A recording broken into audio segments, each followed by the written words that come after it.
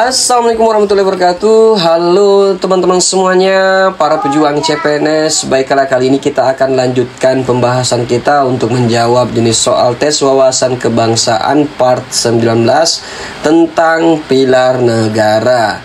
Jadi buat teman-teman semuanya yang ingin menonton video sebelumnya, silahkan berkunjung di channel kami. Nah baiklah teman-teman semuanya, sebelum kita mulai jangan lupa dulu untuk like, share, dan follow channel kami. Untuk soal yang pertama, yaitu seorang aparatur negara harus senantiasa berorientasi pada kepentingan rakyat dan wilayah tanah air secara utuh dan menyeluruh merupakan bentuk implementasi dari. Jadi di sini untuk seorang aparatur negara itu memang harus senantiasa berorientasi pada kepentingan rakyat dan wilayah tanah air secara utuh, dan itu merupakan implementasi dari yang namanya wawasan Nusantara, teman-teman ya. Jadi jawabannya adalah bagian B. Selanjutnya soal yang kedua. Berikut ini merupakan perubahan dalam sistem pemerintahan yang dilakukan oleh Presiden Jokowi dan Wakil Presiden Yusuf Kala dalam rangka mencegah terjadinya inefisiensi akibat tidak terpadunya pelaksanaan antara departemen adalah. Jadi di sini kata kuncinya adalah inefisiensi dengan departemen, teman-teman ya. Jadi untuk inefisiensi itu adalah ketidakefisienan atau ketidaklincahan, ketidakhematan ya. Karena memang tidak terpadunya pelaksanaan antar departemen ya. Nah, karena ini bicara tentang departemen, maka untuk jawaban A di sini ya, untuk jawaban A dan jawaban yang lainnya tidak ada yang menyangkut tentang departemen. Nah, Bappenas itu adalah bagian dari Departemen Republik Indonesia ya, yang tentu saja sebelumnya berada di bawah perekonomian, Menko Perekonomian. Tetapi karena di masa Presiden Jokowi dan Yusuf Kala itu kemudian Bappenas kemudian tidak lagi berada di bawah Menko Perekonomian, tetapi berada di bawah Presiden, teman-teman ya. Jadi di sini jawabannya adalah bagian A. Selanjutnya soal nomor 3. Pembentukan program Pancakarya pada masa demokrasi parlementer ditujukan untuk mempercepat pembangunan dan mewujudkan makna yang terkandung dalam Pancasila, yakni sila keberapa, teman-teman ya.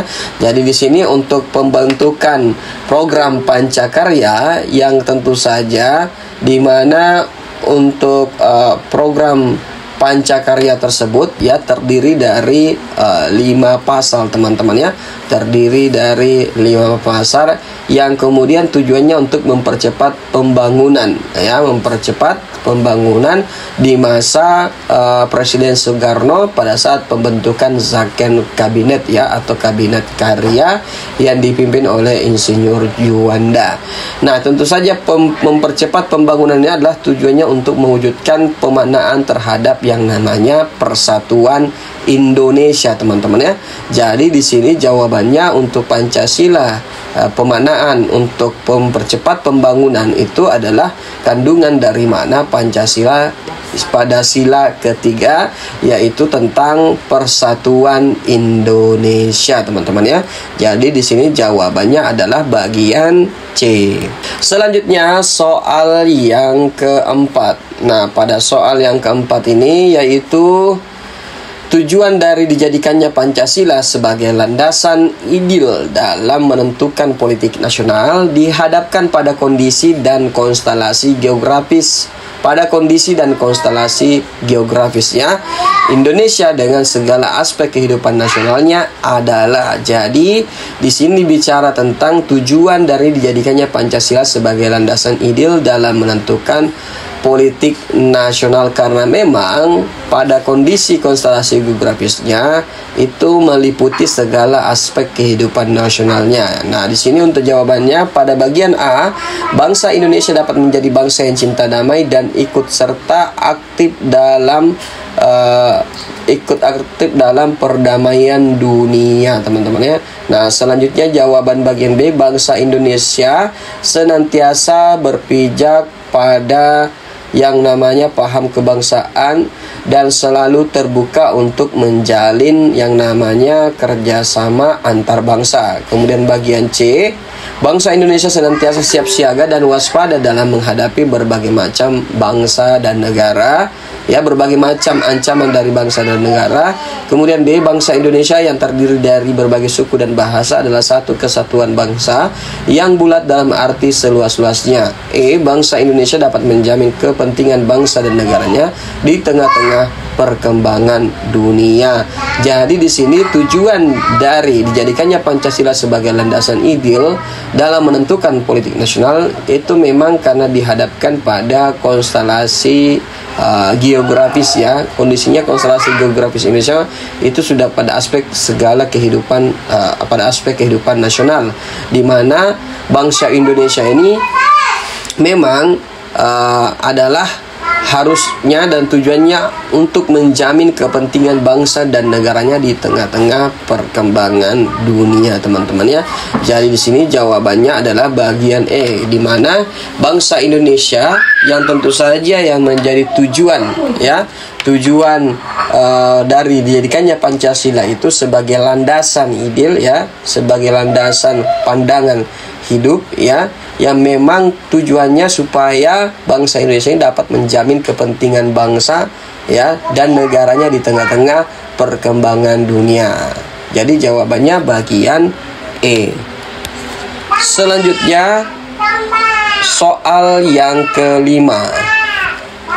Nah, pada soal yang kelima ini yaitu paham yang memegang teguh hal-hal yang dibawa sejak kecil, baik mengenai adat istiadat, kepercayaan maupun tradisi adalah merupakan paham dari. Jadi bicara tentang kepercayaan yang berasal dari yang dibawa sejak kecil mengenai adat istiadat, kepercayaan maupun tradisi, itu bagian dari pahaman yang disebut sebagai primordialisme, ya, sebagai pahaman primordialisme.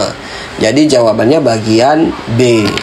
Selanjutnya soal nomor 6. Pancasila sebagai cita-cita dan tujuan bangsa Indonesia terdapat dalam pembukaan Undang-Undang Dasar 1945 alinea keberapa, teman-teman, ya.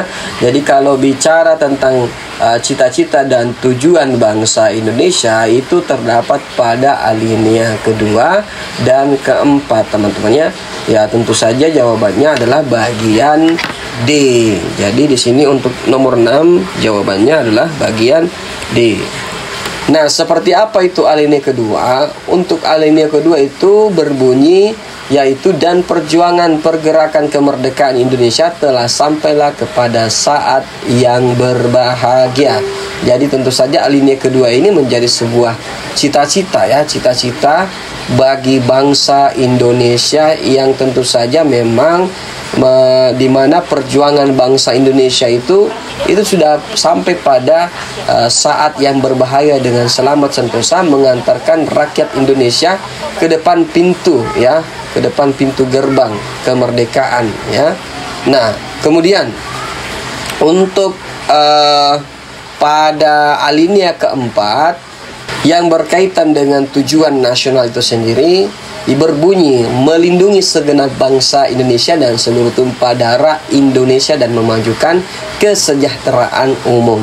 Jadi alinea kedua dan keempat ini merupakan cita-cita dan tujuan bangsa. Selanjutnya soal nomor 7.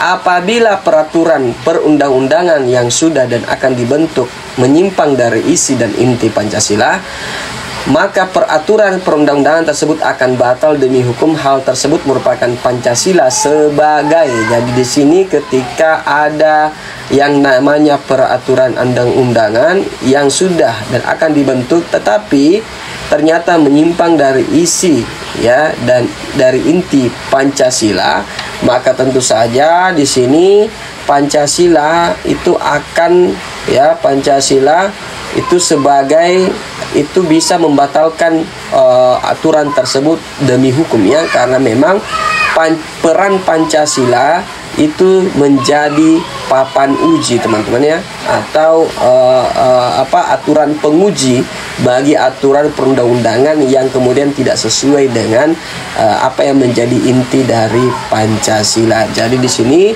jawabannya adalah bagian B. Nah, jadi sini bicara tentang papan uji. Selanjutnya soal yang ke-8.